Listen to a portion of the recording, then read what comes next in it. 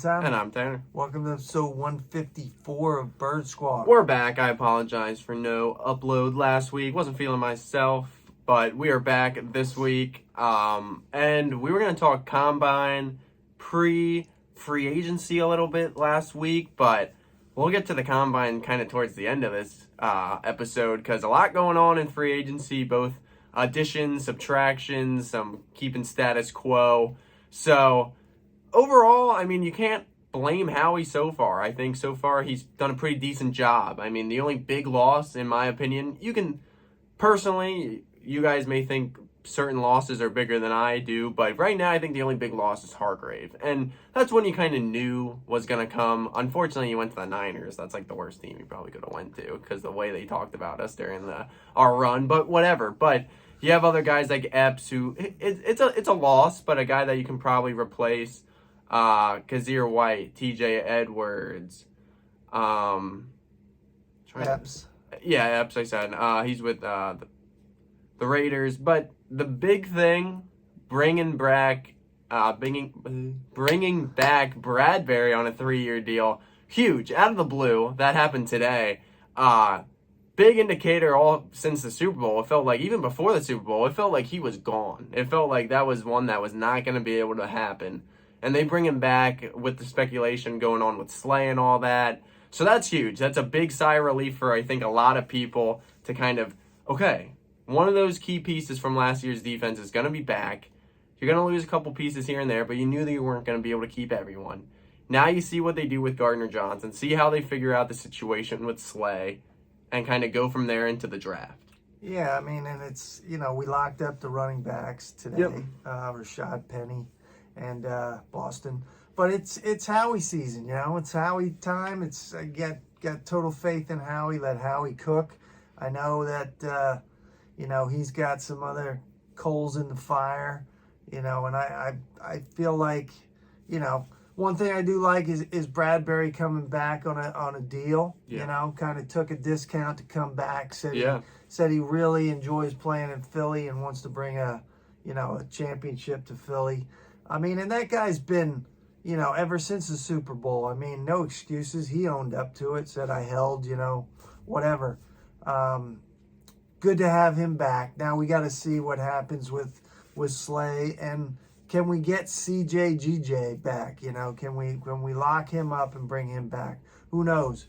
But it kind of throws another wrinkle into the whole draft situation. Like, what are we going to do at that number 10? Like I was saying, last week we were talking about Gardner Johnson, Bradbury, Hargrave. Those guys good as gone. And now with Bradbury coming back, it does give you a sliver of hope that they can get this Gardner Johnson deal maybe done. I know he sent out the thank you Philly and all that, and makes you kind of wonder, and I think a lot of people kind of wrote him off, but kind of reports have been slowly coming in that, hey, they're not out of it yet. They're gonna be hanging around. So we'll have to see what happens on that front. Kind of felt like a number is out there, and I don't know if they're letting some of these other guys walk to just get that money, and I kind of feel like they're gonna restructure Slay and maybe try to keep Gardner Johnson. Yeah, the Slay thing's interesting because, like I said also last week, we were talking about Bradbury be gone. And coming off the combine, we were looking at those corners that the kid out of Illinois,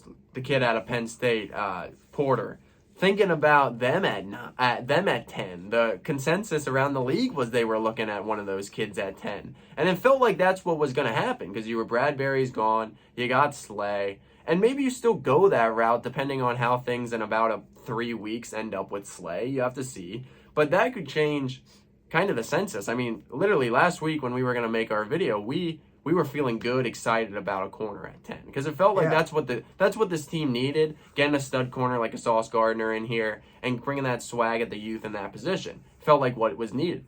Now bringing Bradbury back, which is huge, kind of changes the way you kind of look at that. Do you see how Gardner Johnson plays out? I mean, it also could not change it. If Slay kind of plays out the way hopefully it doesn't go, then you maybe have to take a corner. But do you look at a safety? Do you go the classic Eagles route and go with a D lineman? That kind of changes that stuff around in a good way. So we'll have to see how that goes. But I mean, exciting, exciting time. I feel like, we talked about it before. I mean, the offense is kind of locked in. Yeah. I feel like Kelsey's back. We'll pick up another piece at the running back. Yeah, I don't know. Let's talk about the running backs. Let's go get Austin Eckler. Let's go get him, man. That's a little too much. I know, a little crazy there, but God, if we could get him on a deal, woo! Howie would be a genius if he could pull that one off, because that dude would fit into this offense. Yeah, I mean, that guy's a stud, 100%. But I don't know. It feels very Eagle-ish right now with the way the running back position has been played out. It feels like the running back by committee. Yeah. And we'll kind of throw in either a rookie or, Another somebody older else guy, they'll pick up. But it kind of feels like it's going to be running back by committee. We'll sprinkle in, Gainwell again. We'll sprinkle in the giant killer. And if this Penny can stay healthy, I mean, it looks like a decent pick. Yeah, that's what I pretty much was telling him. We know what we got out of Kenny G and Boston. Those guys are going to be solid in their roles. But what I told him is this Rashad Penny guy, he can be explosive. He can be good out of the backfield. The main thing is his health. And to me, the metaphor I use with him is he's a poor man's Miles. I mean, you got this guy for next to nothing, but he can be explosive. Maybe not be the workhorse that Miles can be, but he can have those days that you're going to be like, okay. But the main thing with Miles was, could he stay healthy? And obviously last year he proved that. And that's going to be a big thing for Penny this year. If he can stay healthy, he's going to be a pretty good addition to this team for how cheap he was. I mean, it almost feels like since they jettisoned that whole training staff a couple years ago. Knock on wood. Knock on wood. Guys have stayed healthy and been on the field. Yeah. I mean, we'll have to see. I mean, we were overly healthy this year. Yeah. That usually doesn't repeat. Obviously, we hope it does, but that'll be obviously a big question mark as always going into every season. But you got some of those big guys, and obviously you brought back some of the fan favorites with Kelsey, which is huge. You brought back BG for another year, which is huge. Those were guys that I know they're getting older and you don't want to get into that emotional connection, but I thought those were two guys you brought back because they can still play. They had great years.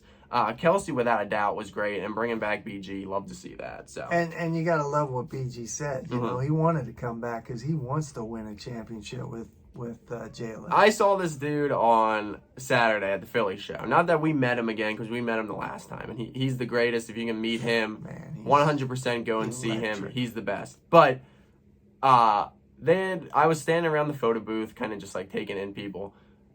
He is so affectious, but he was telling he's ready, man. He believes it. They all believe it. I saw Hassan Reddick, Landon Dickerson, all those guys there at the Philly show this weekend. They feel it. They are not content. They are ready to get back there, and BG believes it. He kept telling people, we'll be back. We'll be back. I know we were close, but we'll be back. So, and you got to love Jalen's quote, man. He didn't walk through that fire just to smell the smoke. Yeah.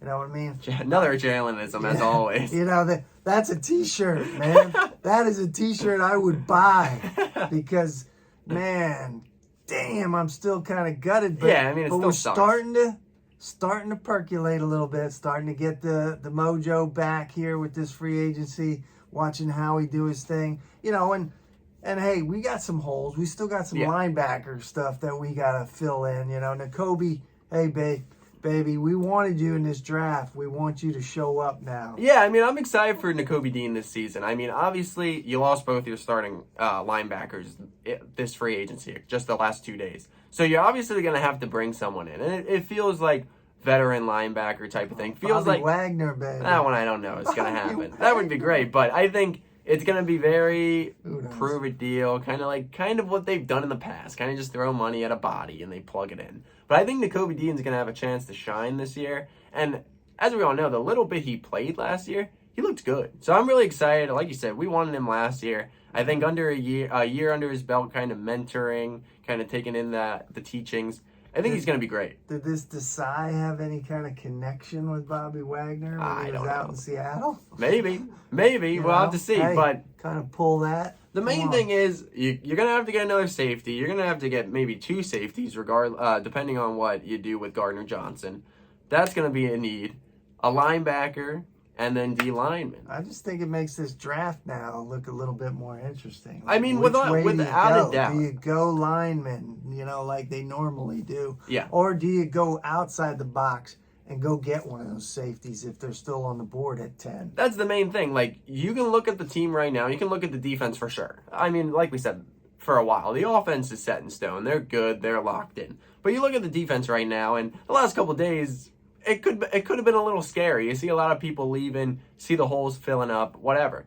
You got 2 first-round picks in the draft. That's 2 starters right there that you're going to pick for your defense to fill in some holes. And then obviously you're going to sign some vets on some cheaper deals. Howie's going to make some of his smaller moves. So right now I can understand that it looks a little scary. It looks a little concerning. But draft's less than a month away. You know those pieces are going to fill up. You got a top 10 pick. And you know how he's going to do his thing. Who knows if that Carter kid from Georgia falls to 10. That kid's still on the board when we pick. Man, that kid's something. Yeah, that's a slippery slope. You got to see how that plays out. But man, who knows? Yeah. Who knows? I mean, it's just, I feel like Howie has changed his mentality a little bit. Like I think he's learned from his mistakes. When he knew we needed a receiver, he went and got it. He knows we need a safety. And if one of those guys is still on the board, and he's a big dude, long arms, fit right into that Desai. I don't even know how to say his name, but his defense. Yeah. Go get him. Yeah, we'll have to see what happens with the drafts, because you got to look at the draft. We're 10. There's arguably 3 quarterbacks that are going to go in the first 10 picks. And then you got 7 till we come up. Howie never stays exactly where he's at. We may move up, right? we may move back, or who knows? Yeah, exactly. He never stays at that. So spot. yeah, we'll have to see how they handle the draft. Like I said, like we've said, it's exciting. I mean, they're gonna have a chance to go out and 100% get a top 10 pick, get a stud, and at that pick, and then you have 30, which you can still get a quality player. 2 first-round picks is huge. Once again, will Howie take both those first-round picks? I don't know. He's going to do something, because that's what Howie does. But I get the holes. Take a deep breath. They got Bradbury. I think things are going to fall in place. More stuff happening tomorrow, I'm sure. We'll see what happens with Gardner Johnson. There's still hope with that. But yeah, I mean, you lost some of the stragglers. Guys that you would have liked back, but you knew it wasn't going to happen. So I like it. I think we're good. We got to keep building. I mean, once again, the draft is not that far away. We'll obviously get more and more into the draft, but kind of the first swarm of free agency is done. Feels like pieces fell not too bad for the Birds, and we'll see how things like we said before, the one positive playing this long into the season is, man, we're right here at the combine and the draft already. Yeah. So yeah, I mean, it's gonna move quick, man. I mean, it's the first day of spring already next week. So I mean, camp will be coming here sooner than you think. But thank you guys always for watching. We'll be back as always next Wednesday. Make sure to like, comment, subscribe. Make sure to follow us on Instagram at birds_squawk. Make sure to like, comment, subscribe. Fly Eagles fly. Go Birds.